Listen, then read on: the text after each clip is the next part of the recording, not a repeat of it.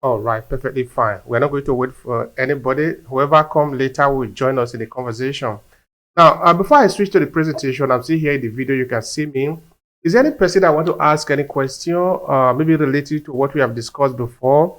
Because at the end of this lecture, there is not going to be a Q&A because later we're going to be doing presentation where you are going to be explaining to us what you have, how you are, of course, in your field work, what you are gathering, how you are embarking on that. So there's not going to be a Q&A section today. But if anybody have any question to ask relating maybe to the last discussion, you are free to ask now before I start the presentation. Yes, sir.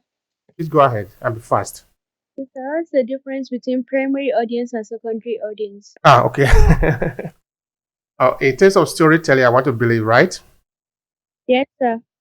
All right. Well, primary audience in this sense will be the people you are primarily targeting in your storytelling because, when you are embarking on your storytelling, okay, let's say, for example, the type of storytelling that you primarily are interested in, which is the business storytelling.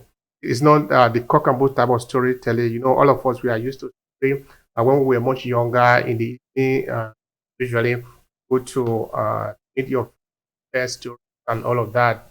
That can really be very fine as a story. In that type of story, you don't really need to define a specific audience. Any person that come into it can actually become your audience in that sense. But when you are doing business storytelling, you have a clear-cut audience, the people you are targeting, because that determines how you tell your story. So in this sense, the primary people you are targeting are the audience, are your primary audience, because they are the one you are telling your story to. Now, but when you do that, it doesn't mean that other people cannot benefit from the story. Every other person that can benefit from the story, even though you don't primarily target them as your main audience, those can be classified as your secondary audience, as it were. Of course, they can still benefit from the story, but they are not the primary audience of the story. Now, to give you an instance, in Aclasses media, our primary audience are Africans and African diaspora. So yesterday, no, just now actually, I was interviewing one of the episode that I did in Obehi podcast. So I was interviewing the brand strategist. Then I was telling her that our audience are Africans and African diaspora, but it doesn't mean that other people cannot benefit from what we are talking about. Because what are we talking about? We are talking about how to create content, how to build a business around the story that you are telling. So whether you are from India or you are from Pakistan or you are from the US or you are from Canada or you are from Nigeria, you are from Ghana, you can benefit from it irrespective of where you are coming from. But the instances that we are going to be using in our story, because we know who our audience are might not necessarily relate to you. But of course, you can still get the story. But for the target audience that we have in mind, which in this case are Africans and African diaspora, they are going to get it more. I don't know if that answers your question. Yes, sir. I can hear you. Thank you, sir. All right. If there is no other question, then I will just move ahead. All right. I believe that we are ready to go. So I want to welcome all of you that are joining us today. And of course, today we are in week 2. We are going to be talking about understanding storytelling. And of course, the topics remain the same. We are still in JOS because JOS is our reference point in Nigeria. Like most of you know, we have had a lot of crises in JOS. Some of these crises, of course, they are coming from different background. And of course, your job as people who will become the reporter in this area are to find out what are these situations and how can we find a solution to it. In the course of my presentation today, you might hear me maybe refer to you as the people who are finding a solution to the people. President Gowon said, okay, head of state at the time, during the Nigerian Civil War, he did say that he reminded the Nigerian army that you need to know that the people you are fighting against, in this case, talking of the Biafra, you need to realize that there are people you are essentially trying to encourage to rejoin the Nigerian nation.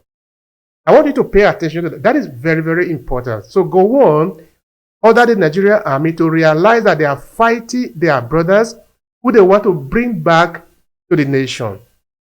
It's not like go there and destroy everything. That is not the mission. The mission is that, okay, there is a crisis now, but let's fight knowing that at the end of the day, we are still going to be one nation. I wanted to remember that very importantly. So that as you become reporters, you go to JAWS, go to try and understand what is happening there. You need to realize that you are Nigerians who are trying to find a solution to the Nigerian people. And what that will mean, in course of maybe what we are going to be talking about today, maybe looking at how do you make a report, you be biased and all of that, doing your interview and the rest of it. It basically means that you are paying attention to the fact that you are building a future where you are part of. It is different from maybe somebody just jumping out from somewhere and is talking about a story because maybe this individual feel that is something important to talk about. Okay, let's try to interview people and all that. Your case is different. This is a case you are directly involved. So the way you tell your story is going to be very important. I don't know if that is very clear for us. It is absolutely fundamental. What do we even mean by conflict reporting? What are the factors we need to keep in mind for good reporting when we are talking about a conflict? In this case, looking at JAWS in Nigeria. Now, let me spend some time talking about myself. When I came to Italy, that is in 2004, I wanted to go to school. I wanted to study here at the university, but it wasn't really possible for me. So I stayed for some years, trying to find out what I can do, how to find myself around. So it happened that there was a Nigerian who have written a book. He came from Milan. I live in Verona, which is in the northern part of Italy. Most of you already understand this. Listening to the first lecture where we talk about, okay, I basically told you who I am and where I'm staying. So this guy told me then after I've complained to him, okay, see, fellow Nigeria, I told him what I was going through. So he told me that I could actually enroll online and did a course. But I didn't know that was a possibility because when I was in Nigeria, I didn't know that. So when he told me that, I said, well, let me give it a try. So I went to research online. Now, the course that I found that was interesting for me was feature writing because I'm already have been writing even from Nigeria. My first book was published while I was sitting in Nigeria in secondary school. So getting to Italy now and having this chance to be able to study, even if I have the chance to go to university here in Verona, I would probably have chosen something relating to writing because I just want to write. So when I research online, haven't gotten that information from this man. I just picked London School of Journalism, which I found really fascinating. And the information that they were sending to me were sort of a PDF. Of course, I still have all of them on my computer today. I find it good because they were sending me this PDF, which of course I have to read. Then I return it back to them. They cross-check it. Of course, I make my error. There were a lot of them. The error that I made while I was studying. And then the teacher would correct it and send it back to me. They pass me the next lesson. Then I will read it again. And then we just do this back and forth communication like that. But it was good. I think it was really, really interesting. Then when I was doing that, I had the occasion, of course, to be able to freelance for a newspaper here, a local newspaper, but they were concentrating on Africa. So I started to report for them. And it was also a good experience because sometimes when there was a conference, it's a part of Italy, he would send me. Because he wasn't paying me, everything was free. And I really love it because I was learning because, okay, I've never done any work in journalism before. So having the chance to be able to work in that area, for me, was really, really fascinating. But there was another thing that was also very good for me. I know how to write. I've written my first book before then. I didn't know anything about video. So a friend of mine one day actually gave me a video editing software. He just gave it to me, and that was all. Because then I had a very old shabby computer. It wasn't really a good computer because, okay, I don't even have much money. So I managed to install this video software in it. Nobody taught me anything about it. I don't even know how to move anything inside. I've never done it before. I've never seen any tutorial about it before. And so what could I do? I started to go online again. So I went to YouTube. Of course, YouTube is the university for everybody. I see how people were doing even basic cut. You need to cut and then stitch it together, of course, then put an image on it, put a text on it. Uh, that took me some time to be able to learn because, like I said before, I've never done that before. Now, why am I sharing this story with you? I'm sharing this story with you to tell you that if I can do it, then you can do even much more because these days you have more resources than that was available a couple of years ago. I've created a number of courses. I have more than 21,000 students on my courses on Udemy. They have more than 50,000 enrollment on my courses. And most of my courses are just me talking. Okay, you don't see me because I'm doing a kind of a slide that you are going to see, but you hear my voice. And sometimes, okay, there are the courses that I've organized with other people. So it's more different now. It's more engaging. The reaction and the interaction with the people is different compared to how it was before. So if at that time I could do it, then certainly you can do it. So this is a kind of an encouragement to you. So we are talking about conflict reporting. Well, let's start by saying that conflict reporting is a crucial aspect of journalism that involves covering event and situation where there is a clash of interest, value, or power among different groups. And of course, this is what you will find often on. Maybe like in this case now we are looking at Jos, Nigeria. That is particularly the situation. Now, let's look at some of the basic factors that you need to keep in mind about conflict reporting. Remember that while we might be looking at Jos, Nigeria, maybe looking at talking about this principle, they can actually be applied in many other areas, whether you are looking at Nigeria as a nation wide, maybe you are looking at in the north or in the south of it, or you are looking at even other countries. These principles are going to be important because they are almost the same everywhere. In one of the lessons, when we are going to even take the argument away from Nigeria, I will show you also some examples of what is peculiar to Jos, even in outside the country, like in Europe and all of that, because we are essentially dealing with human beings. A human being sometimes we react almost in the same way. So that is going to be very important for us. To get started, what I would say is that it is fundamental that you define the key player. By that I mean, you need to know which parties are involved in the conflict. Maybe the nations. It could also mean maybe political group. It could mean maybe religious community, or it can even be individual. So it is fundamentally important that you understand which are the key player, the conflict that you are reporting. That is going to be vital for you. And if we pay attention, of course, to the case inside, which we are looking at Jos, we can easily see most of these elements are playing out their key role in the case of Jos again.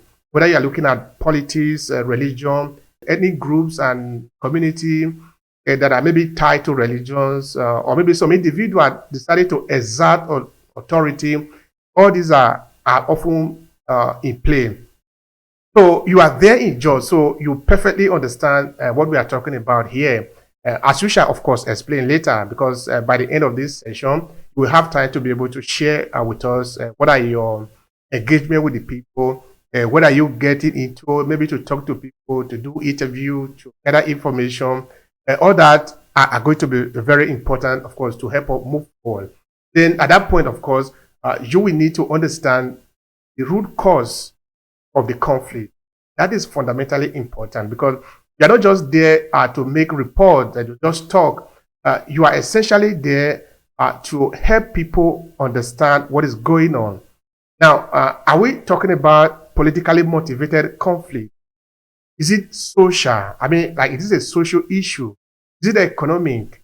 Is it cultural? Now, knowing this will help you to better articulate the situation and make a balanced report or reporting as the case may be.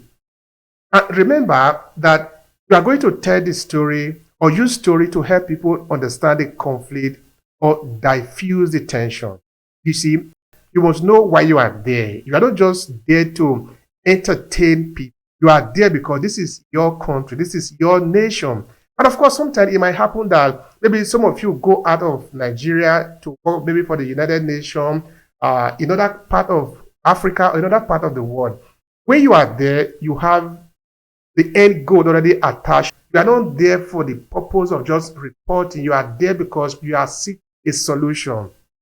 So it is important that you pay attention to these dynamics in dealing with conflict reporting. You can never misunderstand that. It is vitally important because it's just like maybe when I was talking about storytelling before, when Aisha asked what is the difference between primary audience and maybe the secondary audience, in that you need to know your audience. You need to know who you are talking to. You cannot just throw story out there because business storytelling, which is what we are primarily focusing on, you are using story to tell, using story to convey an information related to conflict.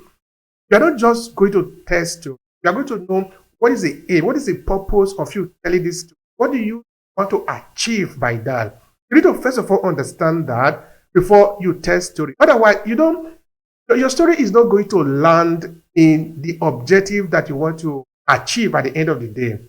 It is not cock and bull story, I repeat it. You are creating a reality for people.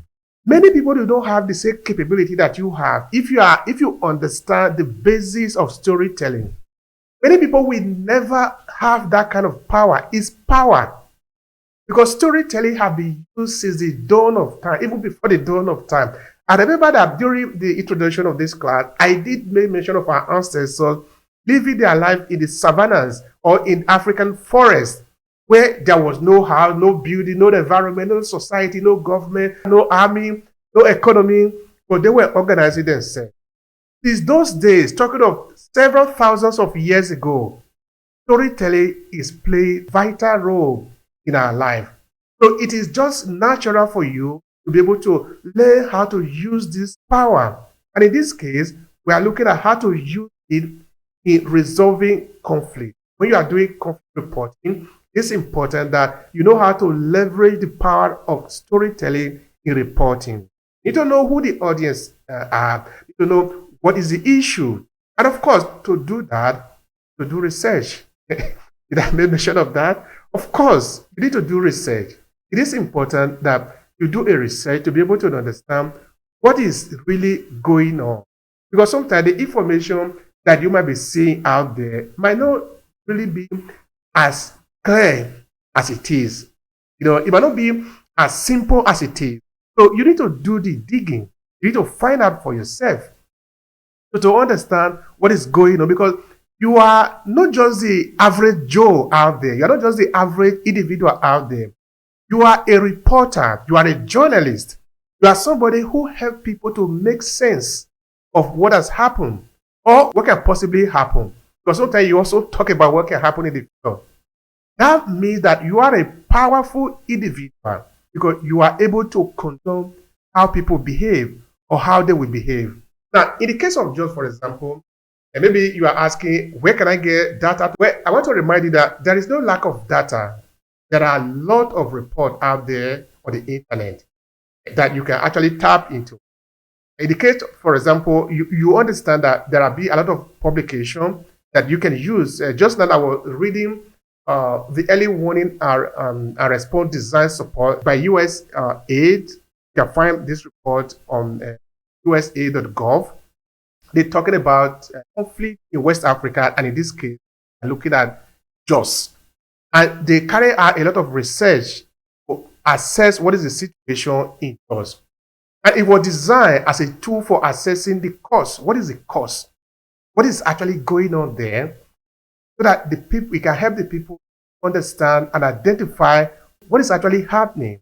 How is it affecting the people? And of course, the project is funded by the United States Agency for International Development, otherwise as USAID. Between December of 2009 and 2010, they carried out this research looking at different parameters, talking to different people to understand what is happening in JOS. Now, what did they do? They try to map out what is the context. What is the context that we're talking about here? They try to map out what are the actors who are playing role here in this conflict. They try to understand what is even the conflict and what is the mitigators. They map out what are the turning points and the business scenario, assessing responses, and the rest of that. All these are fundamentally important for us. Again, it is available on usa.gov. If you want to read the full report or better understand the effort. What this means is that the reason you need to do the research is because for you to be able to understand what has happened, what other people have done, you need to see what they have done before. Most of this that they have done before in the form of report, in the form of books, in the form of video or documentary are available online. So this is why you need to go and consult those information. Now, another valuable report is a just crisis, a recurrent Nigerian tragedy. I think that was done by Adam Higazi. Adam Higazi is a research fellow in African Studies at College Cambridge at the Center of African Studies, that is the University of Cambridge, UK. Hey, this is out of Africa. And this also to show you that there are a lot of materials online. Right now, you are in JAWS. So it is fundamental that you take the step like we are doing now in this training class, sending out students, sending out you to be able to do your own reporting. Why you need that, it is because these are your people. You understand their language. You understand also their grievances. You understand also your mission. Your mission here is clear. That you, like Gowon told the Nigerian army during the Nigerian Civil War, you are there trying to make peace. It is your responsibility to make sure that you shape a reality for the people. We cannot leave this job to maybe somebody that is coming from US or UK, because US and UK, they are far away. But of course, they are still interested in what is happening in JAWS, because for so many times, people have died, a lot of property have been destroyed. And this thing, of course, it doesn't affect only the people in JAWS, it affects the entire country, because some people that are in JAWS but have come from Enugu, or maybe come from Kano, or maybe come from Kaduna, or maybe come from Lagos or Ibadan, because they decide to live there, because this is how the country was actually constructed. It is our home, irrespective of where we come from. In this country, we can live here. We can live in JAWS, we can live in Kaduna, we can live in Abuja, we can live in Lagos, because we are Nigeria. This is our country. So what affects the people in JAWS affect the rest of the country. I just want us to pay attention to that if we have the time and if we really are willing, it is our job to go out wherever it is possible for us to ask, try to find out information. I just want to repeat that it is on us to find the solution to the problem. Now, I don't need to remind you that this directly affects you. It affects me. It affects you, because even though I am here in Europe, if it affects my brother or my sister or my mother or my father, it affects me. I cannot say because I am far away, it doesn't concern me. It concerns me. What I'm trying to say by that, what I'm trying to say to you is that you need to conduct interview, a series of interviews, because now you are building yourself to have this expertise, to be able to talk to different experts, talk to scholars, talk to individuals who are knowledgeable about the situation in the area. And you never know, you might be surprised at how deep you can get a specific insight into the conflict in JAWS. Because you will just talk to the people, they will understand you, your language. On the ground, you can make more reports than a US body or a UK body can ever make. Because they cannot go to some places that you can go. You see, in my research about the presence of Africans in northern Italy, what I discovered at the point is that there are a lot of people that are also doing research here about Africans in Italy. In this case, maybe they are not Africans. There are some places that they will never go. They will never be able to penetrate in the African diaspora community, but they are not part of the community. If they get to a point, the door is closed against them because they are not part of it. That is just the way it is. It's called human culture. But I am part of it. I can go inside. I know what is going on. So when I talk from the experiences of the people, also adding myself to it. You living in JAWS, in Nigeria, or somebody from JAWS directly, it affects you directly. So what we are talking about here affects you. So you must do when you go out to investigate the story, you must do it with the intention of bringing an end to the conflict. Yes. The balance is also important, of course. You don't want to do one-sided story, no. You don't want to inflame the anger. Because to help the people understand the situation, you need to strive, you need to make an effort to provide a balanced view by including perspective from different parties involved in the conflict. You're not going to be seen to be biased in your reporting or the story that you create around the conflict. That would not be good. And remember that the primary objective is to put an end to the conflict that I've been saying so many times. Anyway, you hear me repeat that a number of times. That is basically how I do my things.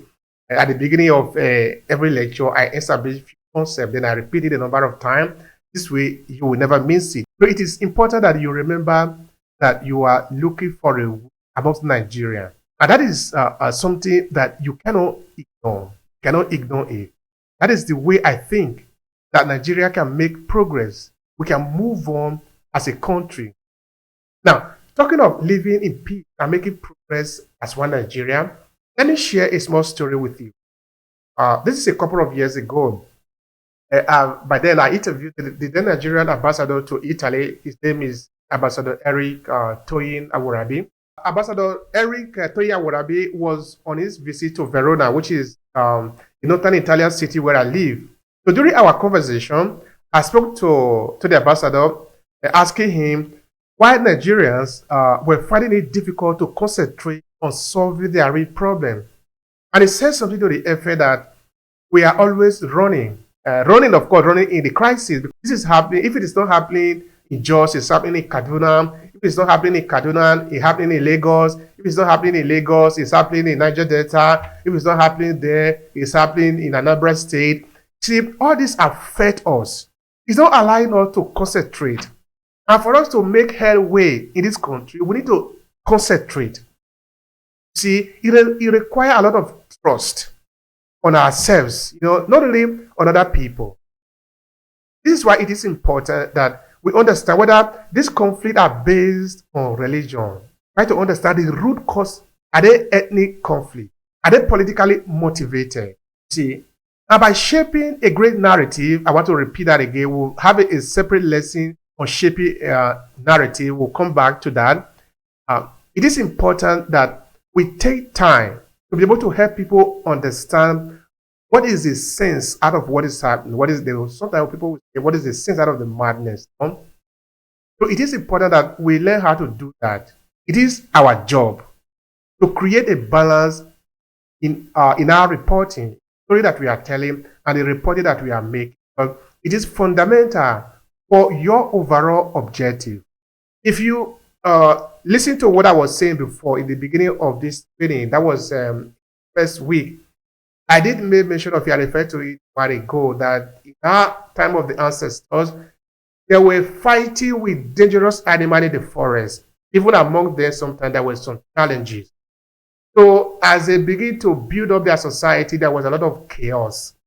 But it wasn't every day there was a chaos. They learn also how to build, because if they cannot think, they cannot move. So I think it is important. It's important that we learn how to create balance so that we are telling, because we are essentially configuring the head of the people, telling them what they should think, how they should think. A famous English writer, James Allen, his book, As a Man Thinketh, says that the artists are the creator of the other world. By that I mean the heaven, the air are created by the artist. And we yearn to be able to go there. We yearn to be able to go to heaven where we want to avoid hell. But this is because somebody have thought of it. Somebody have created these images so that you can have it. It helps you to live a better life. As a storyteller, you are above the average person. You are above what ordinary person can do, because you are basically framing their sense of orientation. Now let's spend some time on interview, or maybe interview skill as you prepare data for your reporting, because that is important. I remember also I've said it a couple of times that if you have challenges on how to conduct interview, you let me know, and I'm really serious about that, because I've been doing this for a number of years. So everything I learn, I can share with you. I can share with you everything I learn about so that you can get the result out. Now, how do you really go about interviewing people? Well, to conduct thorough interviews, you need to speak to the people who are directly involved by the conflict. So you can maybe capture their personal experiences and emotions. In my storytelling audio live event, I tend to stress a lot about the importance of the audience. Your audience, knowing your audience is fundamentally important in your storytelling. And I'm talking of professional storytelling, which is different from the other type of story that you might have been hearing of. See, the same story that you can tell to, okay, let's look at the case of Jaws again. Say maybe a crisis have broke out and you have a story to tell. That same story, if you tell it to some kind of boys that are just roaming the street, who have no pure, deep sense of reasoning, you will tell the story differently. But if you want to gather some academia in Jaws together, they are in the same city, but these are different type of people. You will not tell the story in the same way, because you need to tell it according to the people you have in front of you. That is fundamental, because if you don't do that, your story will not land. So it is important. It is important that you leverage that in your conflict reporting in Jaws, because you are there and the key player will listen. However, remember one thing, this is important, that you are dealing with human beings. And people or human beings are product of emotion and not necessarily facts. People are not necessarily pay attention to fact. They are paying attention to the emotion. Are there difference between it? Of course, there are a lot of differences. Of course, we might not have time to go in detail on that. Maybe in some other lesson, if we have some time, we can create a separate lecture on that. The difference between emotion and fact. So pay attention to the emotion.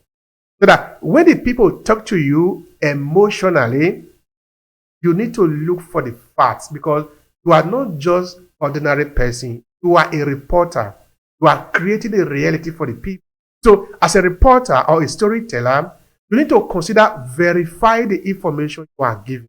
I want to repeat that. You need to verify the information you are giving. Make it a habit to cross-check facts and statements to ensure accuracy in your reporting. Now, that leads us to the credibility of your sources that you are using, because they are important too. You see, as we understand in your conflict reporting and using storytelling, in this case of Jaws, you will come to see that nothing is as valuable as reliable source.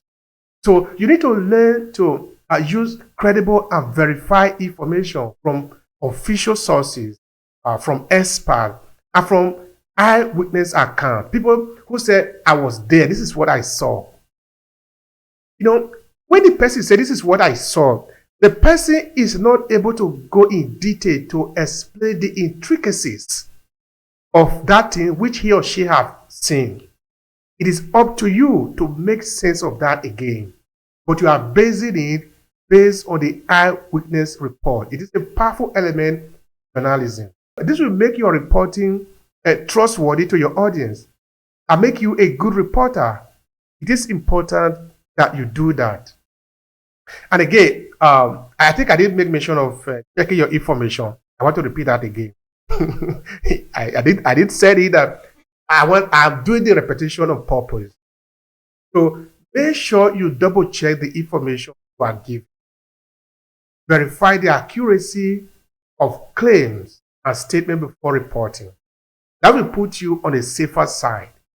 Now, another thing you need to do or need to be mindful of during your reporting is cultural sensitivity. I could really spend a lot of time talking about that.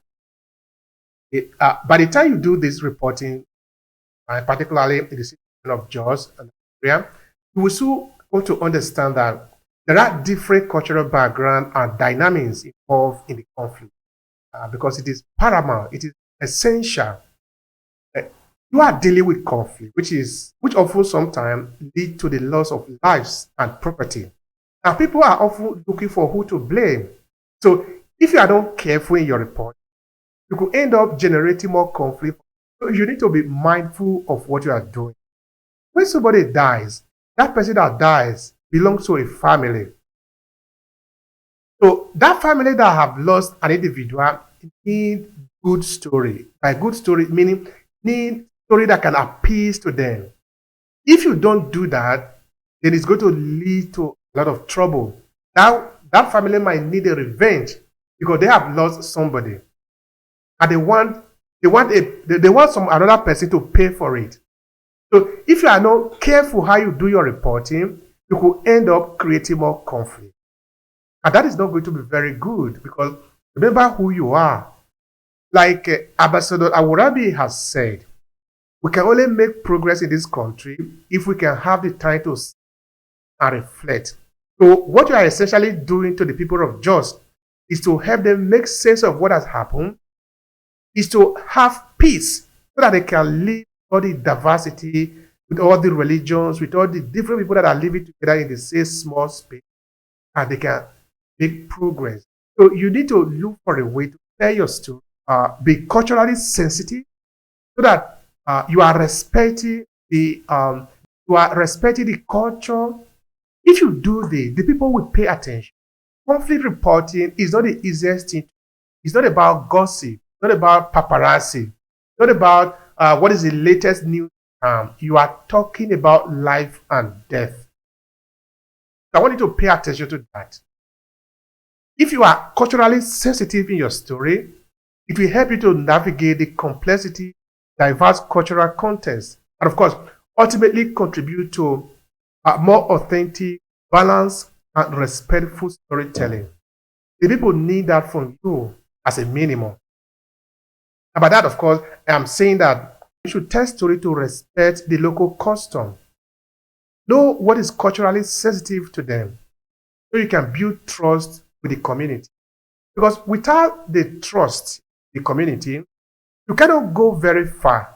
Because every community have a kind of a guiding spirit. Let's put it as a spirit in that they have a kind of a gauge to sort of guide against them so that they can survive. If you don't do that, the society will be wiped out.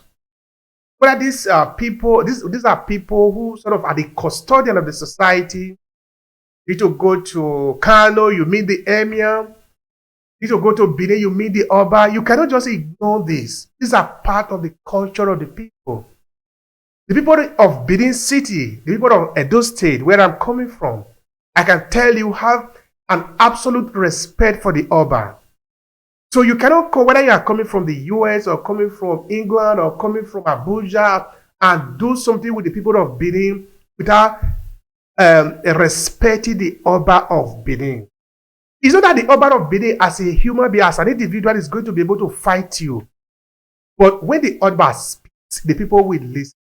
Therefore, the entire north and south of the Benin people will be invoked. And when that happens, you will have no place to stay in Benin. Those that can fight you physically will fight you. Those that cannot fight you physically, they can only throw stone. They will throw stone at you. Those that can make sure that you will never succeed will make it work. Because you are creating a disbalance to their society. And that is not going to happen. So when you go to Jos to report, know what are the sense and sensibilities of the people. What do they care about? So that is reflected in your story. That is important. Now, of course, you are going to do analysis because as a reporter, remember that helping people to understand the impact analysis is fundamentally important in your conflict reporting. They look up to you. People are looking up to you. So make sure you examine the consequences that a conflict has on various facets of society. In this case, Jos and maybe Nigeria in general, because like I said before, sometimes we have this conflict manifesting in the form of religious conflict. If we are talking about maybe Jos or some other place, but in some other places, it manifests not in the form of religion, but in other area, maybe like ethnicity or religious divide. Then we talk of the North and South dichotomy. So politicians in Nigeria have been able to play the North against the South and the South against the North. They are doing this because they want to keep the people divided so that we cannot think and reflect. So now your job is to help the people understand, to see beyond this shadow, that there is a law that is actually holding us together, that divide us. That it is not a problem if you are in the north, the south is also your own. It is not a problem that you are in Lagos. Kaduna is also your home. This is our country. But we are the one that will build this. It is our responsibility.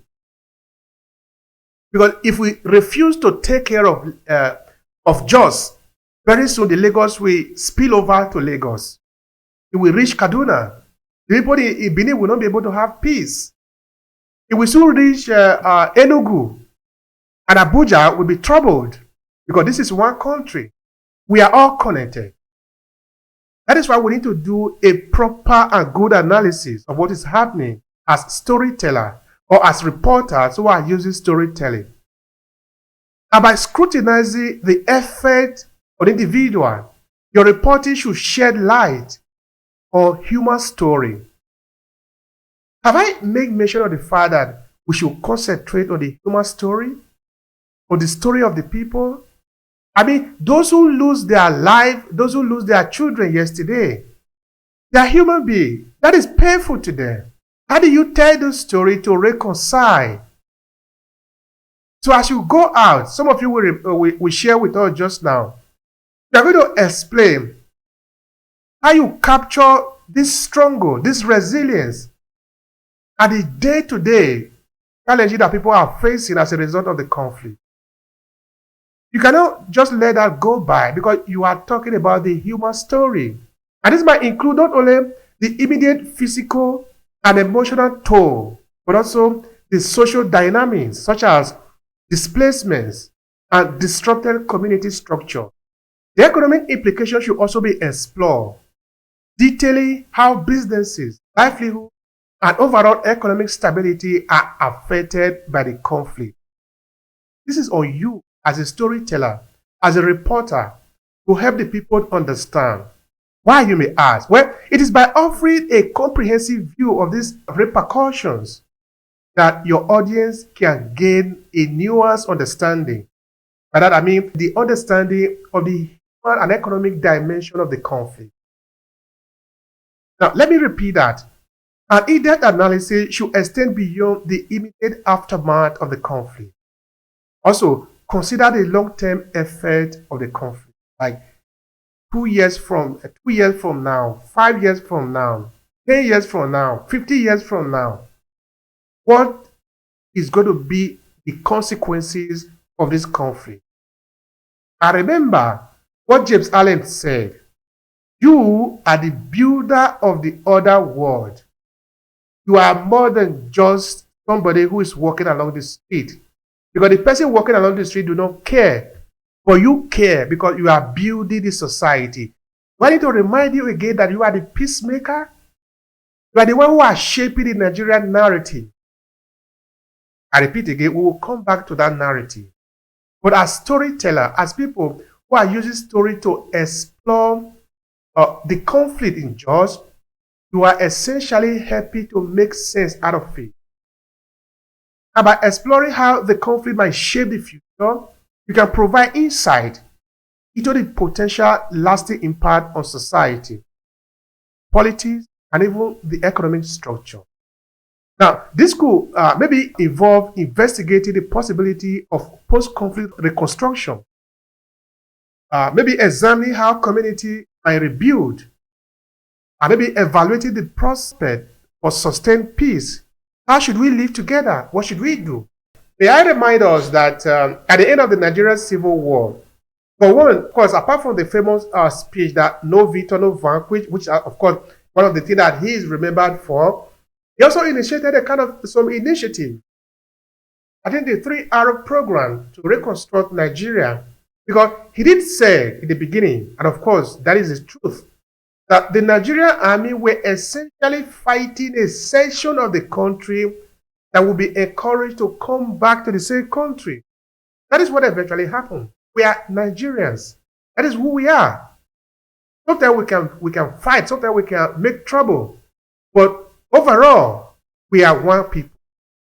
And we are ready to build our country, reshaping story. That is where you are. You are the storyteller. You are the one who are helping the ordinary individual to make sense of what is happening. So consider also potential solutions that might include engaging with experts, community leaders, and stakeholders. This will maybe allow your reporting to contribute to the discourse on conflict resolution and recovery. Within this, of course, the post-conflict is not only happening in Nigeria. Like I said, I will make an example to other country too. It's not only happening in Nigeria, but of course, we are looking at the case in Jos because that is the case in sight. And I'm quite positive that if you adopt this forward-looking approach, your coverage will become a valuable resource.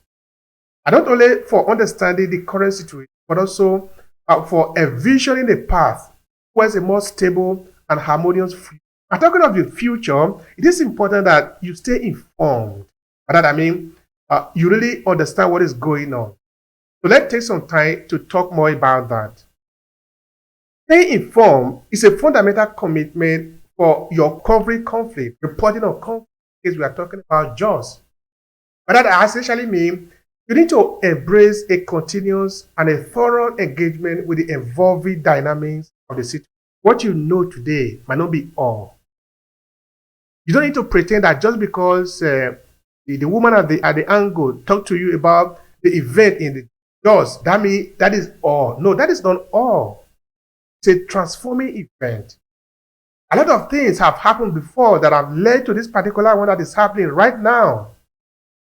If we don't resolve this one perfectly, then it will come back again. So it didn't start with the woman who just spoke to you. Something have happened before. In my storytelling mastery, there is a program which, of course, I actually promised that we're going to talk about as a basis for this course, but I decided to remove that because it needs a bit of time to explain. I call it the ABA, now, before, and after, which means before anything at all, there was something else. Where you are now is not where you started. Something else has happened before that. You know that? The people do not know that. The average people do not know that. That is why you need to help them, because you are the storyteller. You are the one who is helping to make sense out of it. So you need to take the time to help them understand. And of course, the after, don't worry, after what have happened now, you know what you do, what is going to be the result of that. Anyway, you need a bit of time for explanation. I don't want to waste your time there because I want us to concentrate. So all this we are saying essentially involve monitoring development in real time, staying attuned to diplomatic shift, and be vigilant about the changes around. It means be actively seeking out the latest information so that you are provided with accurate and timely update to your audience, but also cultivate a comprehensive understanding of the nuances of the conflict. It could mean talking to people. It could mean reading newspaper. Anything you have to do to be able to get new information. That is what journalists do. They report. But first, then. And remember that stay informed will enable you to reflect on the most accurate reality, ensuring that your reporting remains relevant and insightful. Also, it will help you to present well-researched, up-to-date information, thereby empowering your audience to form better opinions and engage in meaningful conversation about the conflict. All right, I don't want to go into the politics of why maybe sometimes history is removed in Nigeria academic curriculum, but I've talked about it a number of times with a lot of Nigerian professors, and I tend to do more again because that is what I do. I talk to people, I ask questions. So one of the things, of course, that might be offending to us as Nigerians is that why would the ruling elite decide to deny us the ability to know our story? Because if I don't know my story, how can I defend it? That is a hard question. That is a question for the politicians. Those who have been saddled with the responsibility of protecting the people, of leading us to somewhere. But this is 2023. We are moving towards 2024. Where are we headed to? Do you know where we are going? Again, this is not for you. I'm talking to someone other than you. And in some cases, you can act as an advocate for peaceful resolution by highlighting potential paths towards reconciliation. And of reconciliation, you need to think of what have happened after the genocide in Rwanda and the apartheid regime in South Africa. If you remember very well, you will understand that some people were actually called upon. And who do you think were called for that job? Of course, it is always those who know how to make peace by emphasizing the real human cause of the conflict that can hold those in power accountable for their action. That is what we want you to do, so that you are able to hold those in authority accountable for what they have done. And you do this through storytelling by bringing education, helping the people to understand beyond just the surface level, because you are going deep. This morning, I make a post, I make an article that I call Going Deep. You need to go deep. The surface level information doesn't hold any water. It doesn't take you anywhere. But go deep. Take some time to read, to reflect, to dig up. Talk to the elders. There are a lot of people who have been there before most of this conflict started. They can talk to you. They are not going to charge you anything. But they need to know that you are reputed, that you know what you are doing. And they will listen to you. They will share with you. Our elders are our library. They hold knowledge that you cannot buy in the market. Their knowledge are more valuable than what you can find in Harvard University, because they are real life source. So take the time, talk to these elders, ask them what have happened, document them, and that make you an expert. So you have information that other people do not have access to. Don't let those elders die without documenting their story. I want to repeat that again. It will help you foster a platform for dialogue, empathy, and ultimately succeed in peaceful resolution. Peaceful resolution, yes, because I said we are peacemakers. We are reporting for just Nigeria, and we are reshaping a narrative for the purpose of making peace for the people of Jos, and by extension, the people of Nigeria. So our reporting is different because we are taking the time to understand why we are there. Well, that is conclusion. And what should I tell you in the conclusion? Well, as you embark on your journey into conflict reporting, remember that the foundation of your role lies in a commitment to accuracy, empathy, and the pursuit of a deeper understanding. A deeper understanding. I want to repeat that on purpose. So carefully explore the impact of the conflict on individuals and Nigerian society. So do this by considering both immediate consequences and the long-term effect of the conflict. This is how people can see you as a contributor to a richer narrative that resonates with the audience. Make sure, as we have discussed, that you embrace cultural sensitivity, ensuring that your reporting is respectful to the parties involved. Because in Jos, there are different parties involved. There are different ethnic groups, Jos, and their accounts need to be taken into consideration.